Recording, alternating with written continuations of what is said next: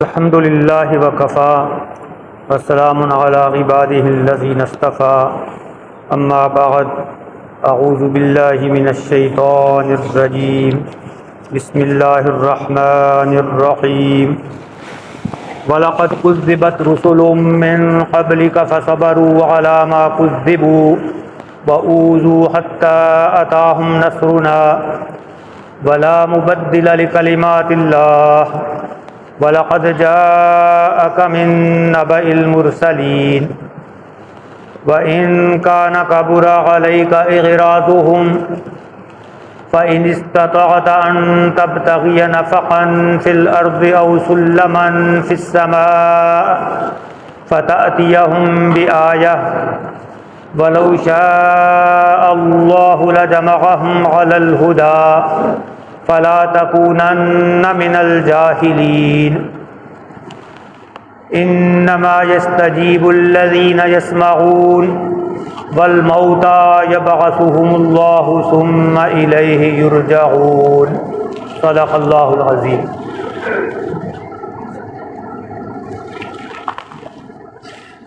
हम सूरतुल अनआम का मुताला कर रहे हैं और इससे पहली आयत में ये पढ़ा था कि रसूलुल्लाह सल्लल्लाहु अलैहि वसल्लम बड़े दिलगीर और गमज़दा हो जाते थे कुफ़ार मक्का की बातों से, उनकी तकज़ीब से, उनकी मुखालफत से। तो अल्लाह ताला ने आपकी तसल्ली के लिए ये वाज़े किया कि ये ज़ालिम लोग आपकी तकज़ीब नहीं करते बल्कि अल्लाह की आयात को झुटलाते हैं। आपको तो ये सादिक और अमीन मानते हैं, आपका ऐलान नबूवत से पहले बड़ा एहतराम करते थे। अब जो ये मुखालिफ हो गए हैं तो ये असल में उस वही के मुखालिफ हैं जो आप पर अल्लाह ने नाज़िल की है। तो ये अल्लाह की आयात के मुखालिफ और दुश्मन हैं। इंसानी फितरत कुछ ऐसी है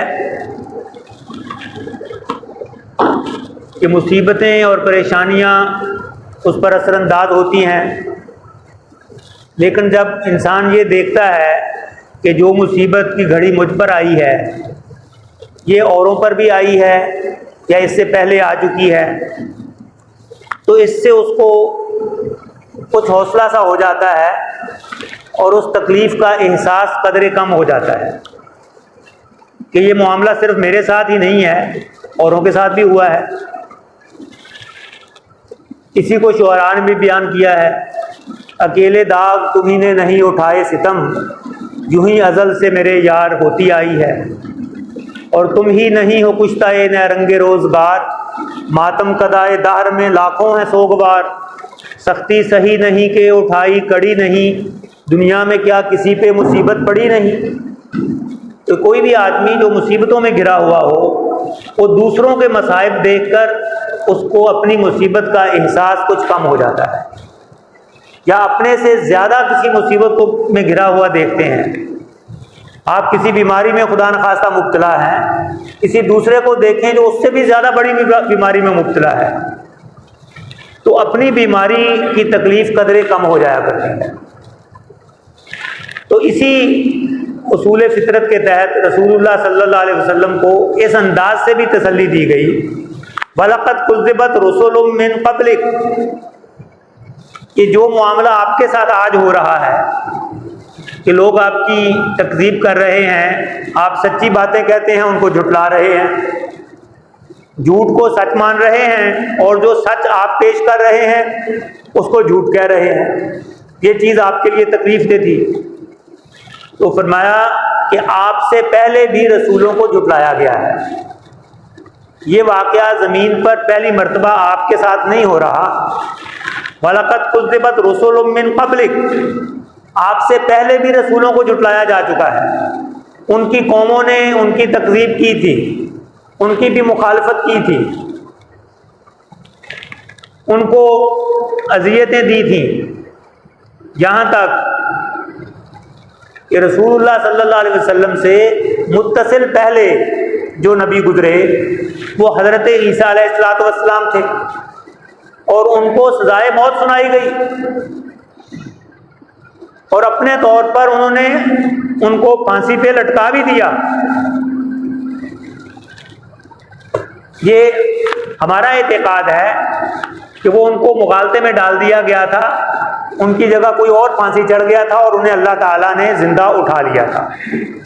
लेकिन कौम की मुखालफत का तो आप इससे अंदाजा कर सकते हैं कि वक्त के पैगंबर को उन्होंने सजाए मौत दी और उस पर अमल दरामद कराया। ये वाज़ेह रहे कि जिस ज़माने में हज़रत मसीह अलैहिस्सलाम का ज़हूर हुआ और जिस इलाके में ज़हूर हुआ वहाँ हुकूमत रूमियों की थी जो मुशरिक थे, बुत परस्त थे। बाद में रूमी ईसाई हुए। अभी हज़रत ईसा अलैहिस्सलाम तो आए ही नहीं थे दुनिया में, मैं उस वक्त की बात कर रहे हैं। तो वो बुत परस्त थे, मुशरिक थे और उनके मातहत बनी इसराइल जो उस वक्त तक यहूदी थे, हज़रत मसीह अलैहिस्सलाम से पहले बनी इसराइल सारे यहूदी थे, उनको उन्होंने मजहबी आज़ादी दे रखी थी कि आपके आपस के जो मामलात हों वो आप अपनी अदालतों में खुद फैसला कर लिया करो। लेकिन किसी अहम फैसले का नफाज वो रूमी अदालत के जरिए से होता था। फैसला यहूदियों की मजहबी अदालत करती थी और फिर वो केस रूमी अदालत में ले जाया जाता था। अगर वो कोई बड़ी अहम चीज़ होती थी तो उस पर अमल दरामद और उस फैसले का नफाज वो रूमी अदालत करती थी। चुनांचे हज़रत ईसा अलैहिस्सलाम पर यहूदियों की मजहबी अदालत में मुकदमा चलाया गया। मुकदमा क्या था कि बेदीन है। यहूदियों के अंदर जो बुराइयां पैदा हो चुकी थी, वो अपने दीन से दूर जा चुके थे, उस पर हज़रत ईसा अलैहिस्सलाम तनकीद करते थे, उनको सही रास्ते की तरफ बुलाते थे। उनके अंदर अगर शिर्क आ चुका था तो उसकी मुखालफत करते थे, दुनिया परस्ती आ चुकी थी तो उसकी मुखालफत करते थे। तो वो बातें उनको बुरी लगती थी। चुनांचे उन पर जिंदीक और मुल्हिद होने का केस चलाया गया कि ये हमारे मजहब के बागी हैं और उस यहूदियों की अदालत में उनको सजाए मौत दी गई। और फिर वो केस रूमी अदालत में गया और रूमी अदालत में वक्त का जो बादशाह था, पिलातस नाम था उसका, वो इस मामले में कुछ नरम गोशा रखता था कि हज़रत ईसा अलैहिस्सलाम, उनकी शख्सियत, वो उस पर असर डाला उसने और उसने इधर उधर से जो मालूमात हासिल की कि ये तो बड़े नेक इंसान हैं, शख्सी किरदार इनका बहुत अच्छा है। तो वो ढील करना चाहता था, टाल मटोल करना चाहता था, लेकिन यहूदियों की तरफ से दबाव था कि ये सजा दी जाए इस हद तक कि उनकी ईद के दिन बादशाह वक्त को दस्तूर के मुताबिक ये इख्तियार हासिल था कि वो किसी एक मुजरिम को जिसको सजाए मौत हो चुकी हो उसको मुआफ कर सकता है। तो उन दिनों में वो ईद का दिन आया और रूमी हुक्मरान ने चाहा कि हज़रत ईसा अलैहिस्सलाम को जो सजाए मौत ये दे चुके हैं मैं उसको मुआफ कर दूं। दो मुजरिम थे उस वक्त हवालात में या कैद में। एक उस जमाने का कोई मशहूर डाकू था, बर्राबा डाकू, उसको भी सजाए मौत हो चुकी थी, और दूसरा यहूदियों की अदालत से हज़रत ईसा अलैहिस्सलाम को सजाए मौत हो चुकी थी। तो बादशाह ने उनसे पूछा कि मैं किसकी सजाए मौत को मुआफ करूं। तो यहूदी उलमा और फुक़हा और उनके जो बड़े बड़े थे उन्होंने बैक जुबान कहा कि इस डाकू को तुम बदल दो, लेकिन ये बहुत खतरनाक इंसान है। नहीं, हज़रत ईसा अलैहिस्सलाम को इतनी तकलीफ दी उनकी कौम ने, जिनकी तरफ वो मबूस हुए थे, जिनकी इस्लाह का उनको जिम्मेदार बनाया गया था, कि उन्होंने एक डाकू की सजाए मौत को ख़त्म करवा दिया, लेकिन हज़रत ईसा अलैहिस्सलाम की सजाए मौत को बरकरार रखने पर इसरार किया। ये सिर्फ एक मिसाल है। वलक़द कुज़्ज़िबत रुसुलुम मिन क़ब्लिक, आपसे पहले भी रसूलों को जुटलाया गया, उनको तकलीफें दी गई। फसबरू अलामा कुज़्ज़िबू व ऊज़ू,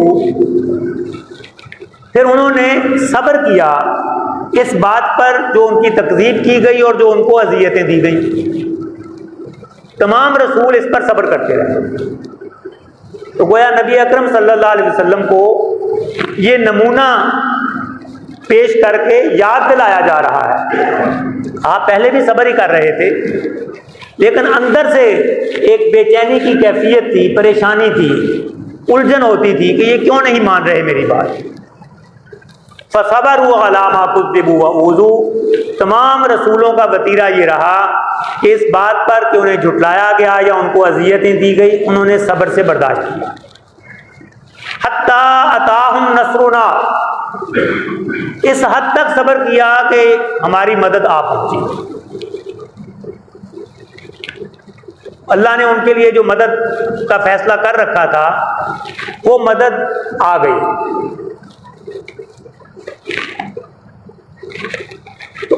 तो आप भी इसी तरह तहम्मुल से काम लें, सब्र से काम लें, आपकी भी अल्लाह ताला मदद करेगा। इस मामले में बेसब्री या जल्दबाजी का मुजाहरा ना करें। वला मुबद्दिल लिकलिमातिल्लाह, और अल्लाह के कलिमात को कोई नहीं जो बदल सके। अल्लाह के कलिमात को बदलने वाला कोई नहीं है। यहां कलिमात से मुराद कौन से कलिमात हैं? खास तौर पर अल्लाह के वो कलिमात, वो वादे जो रसूलों की मदद के बारे में नाजिल हुए हैं कि अल्लाह जरूर अपने रसूलों की मदद करेगा।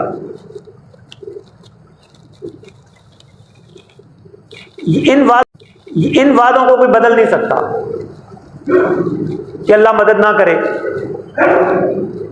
लेकिन अल्लाह का मदद करने का जो कानून है उसकी कुछ शर्त भी है और ये उसका सिला है। इसी जुमले में जिस तरह शर्त और जज़ा दो हिस्से होते हैं कि अगर ऐसा करोगे तो ऐसा होगा,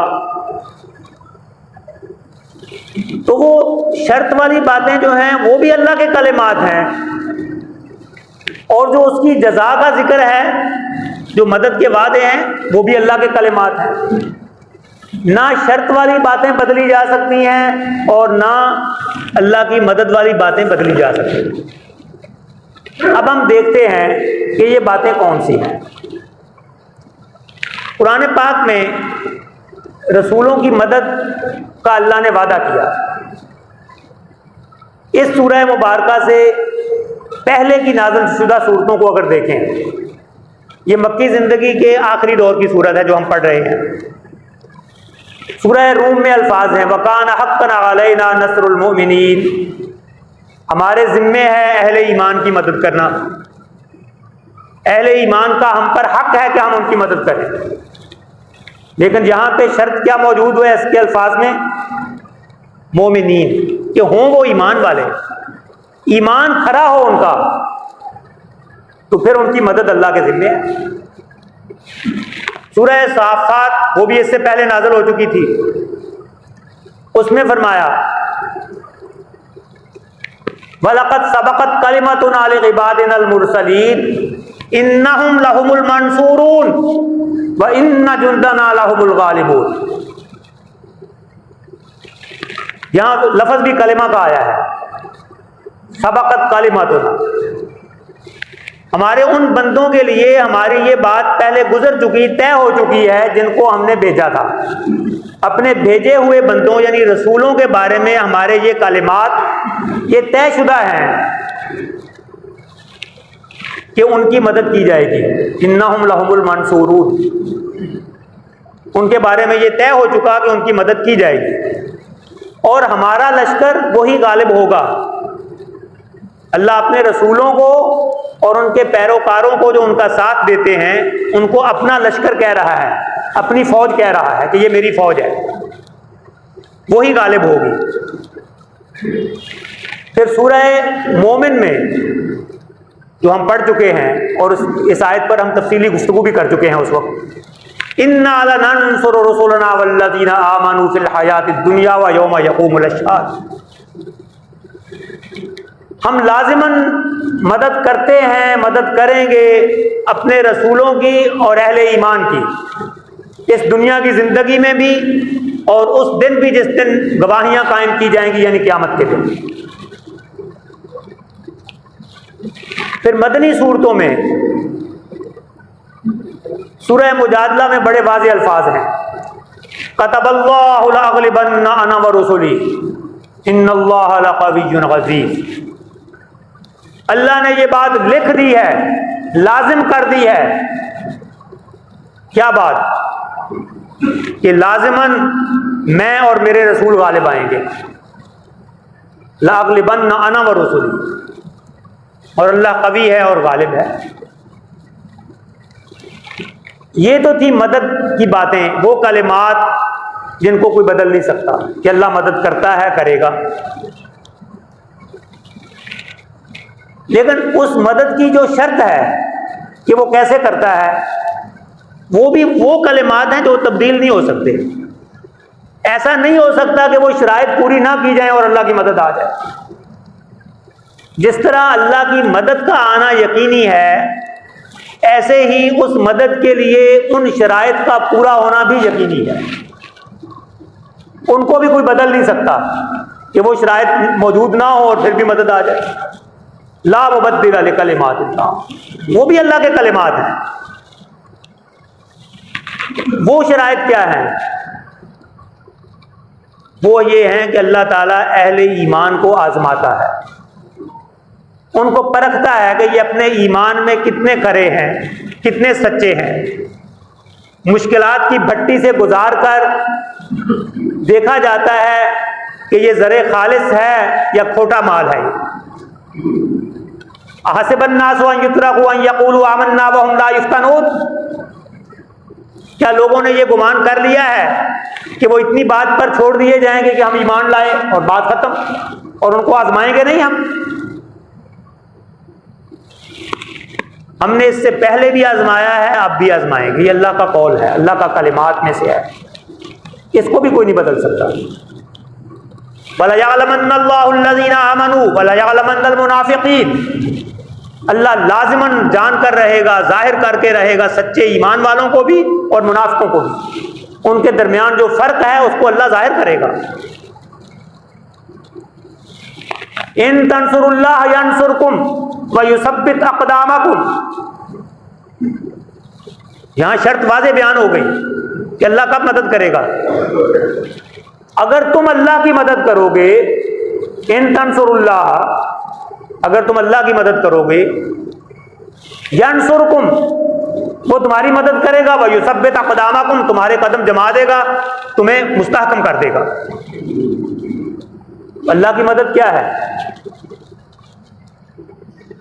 अल्लाह ने जिस काम के लिए अपने नबी भेजे, अपने रसूल भेजे, उनकी जिंदगी में जो उनके साथी थे, उन रसूलों के, जो उनके उस मिशन में उनके मुआवन थे, मददगार थे, उनको अल्लाह अपने मददगार कहता है। सूरह सफ में हजरत मसीह अलैहिस्सलाम के मुकालमे में ये बात बड़ी वाज़ेह हो गई है। ईसा अलैहिस्सलाम ने अपने हवारियों से कहा, मन अंसारी इलल्लाह, कौन है जो मेरा मददगार है अल्लाह की राह में? उन्होंने तो कहा था कि कौन है जो मेरा मददगार है मेरे काम में। तो हवारियों का जवाब क्या था? नहनु अंसारुल्लाह, हम हैं अल्लाह के मददगार। गोया नबी की मदद करना, इसको अल्लाह अपनी मदद कह रहा है। और सूरह हदीद में ये अल्फाज हैं, वलियअलमल्लाहु मन यंसुरुहु व रुसुलहु बिल गैब, ताकि अल्लाह जान ले कि कौन है जो मदद करता है अल्लाह की और उसके रसूलों की। और जब रसूल दुनिया में मौजूद ना हो अपनी असली हयात की सूरत में, तो तब भी उस रसूल के मिशन को लेके चलना, जिस काम के लिए उसको दुनिया में भेजा गया वो काम करना, अल्लाह की मखलूक को अल्लाह से जोड़ना, अल्लाह के दीन को गालिब करने की कोशिश करना अपनी ज़िंदगी में और दूसरों की ज़िंदगी में और पूरी दुनिया में, तो ये अल्लाह की मदद है, ये अल्लाह के रसूल की मदद है। और ये वो शर्त है जिसका जिक्र है कि इन तंसुरुल्लाह यंसुरकुम, अगर तुम अल्लाह की मदद करोगे तो अल्लाह तुम्हारी मदद करेगा और अल्लाह तुम्हारे कदम जमा देगा फिर। तो ये सारे वो कलिमात हैं, ये अल्लाह के कलिमात हैं, ये शर्त भी और उसकी जज़ा भी, जिनके बारे में कहा गया ला मुबद्दिल लिकलिमात, अल्लाह के कलिमात को कोई बदल नहीं सकता। ऐसा नहीं हो सकता कि अहले ईमान इस शर्त को पूरा ना करें जो बयान की गई और उनकी मदद आ जाए। मुसलमानों की मदद वाज़े तौर पर और मिसाली अंदाज में जो आई वो ग़ज़वा बदर में आई, बाकायदा फरिश्ते नाज़िल हुए। तो वहां पे भी अल्फाज क्या हैं, इन तस्बिरू व तत्तकू व यातूकुम मिन फौरिहिम हाज़ा युमदिदकुम रब्बुकुम बिखमसति आलाफिम मुसव्वमीन। अगर तुम सब्र और तकवा की रवश इख्तियार करोगे और तुम्हारा दुश्मन तुम पर आ चढ़ेगा तो अल्लाह तुम्हारी 5000 फरिश्तों के साथ मदद करेगा। तो वहां पे भी शर्त मौजूद है सब्र और तकवा की। ये दोनों बातें लाज़िम व मलज़ूम है, ये दोनों अल्लाह के कलिमात हैं। ना ये मुमकिन है इस दुनिया में कि अहले ईमान इस शर्त को पूरा कर दें, उनके अंदर सब्र हो, तकवा हो, वो अल्लाह और उसके रसूल के मददगार हों, वो दीन की मेहनत कर रहे हों, दीन को गालिब करने के लिए अपनी तवानाइयां, अपना माल, अपना जान खपा रहे हों और फिर मदद ना आए। अल्लाह के इस फैसले को कोई नहीं बदल सकता। और ये भी नहीं हो सकता कि वो ये शर्त पूरी ना करें और मदद आ जाए।